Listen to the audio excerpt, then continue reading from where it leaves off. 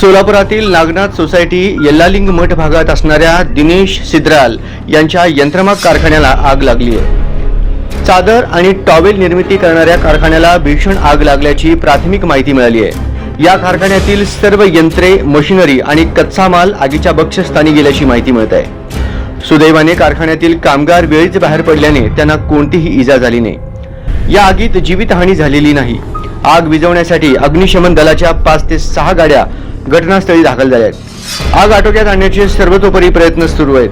मिळालेल्या माहितीनुसार सोलापुरातील नागनाथ सोसायटी यल्लालिंग मठ भागात असलेल्या एका यंत्रमाग कारखान्याला ही भीषण आग लागली आहे। सकाळी 8च्या सुमारास ही आग लागल्याचे सांगितले जात आहे। नागनाथ सोसायटी यल्लालिंग मठ हा सोलापुरातील औद्योगिक वसाहत असलेला हा भाग आहे। या ठिकाणी अनेक मोठे कारखाने असून सकाळी 8च्या सुमारास अचानक येथील एका यंत्रमाग कारखान्याला भीषण आग लागली। ही आग कशामुळे लागली याची माहिती समजू शकलेली नाही। नुकतंच कामाला सुरुवात झालेली होती।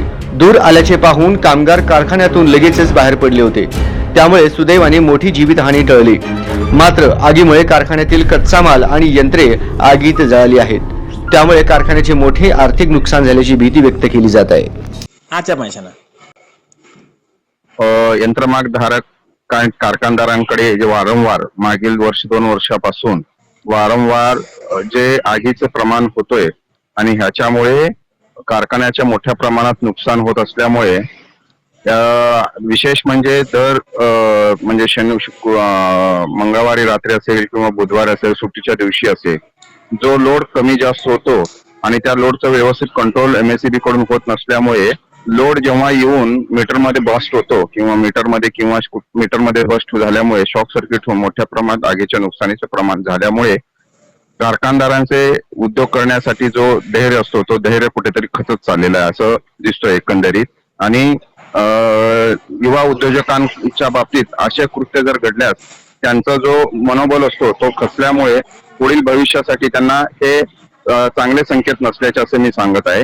तर त्यासाठी MSEBने त्या प्रभागाचे कुठे कुठे डीपी जुने असतील त्या डीपी चेंजेस करून नवीन टेक्नॉलॉजीनुसार नवीन डीपी बसवून त्या व्होल्टेजचा जो पॉवर येतो त्या पॉवर कंट्रोल करून तो एंड ग्राहकांपर्यंत पोहोचायला पाहिजे अशी माझी विनंती आहे।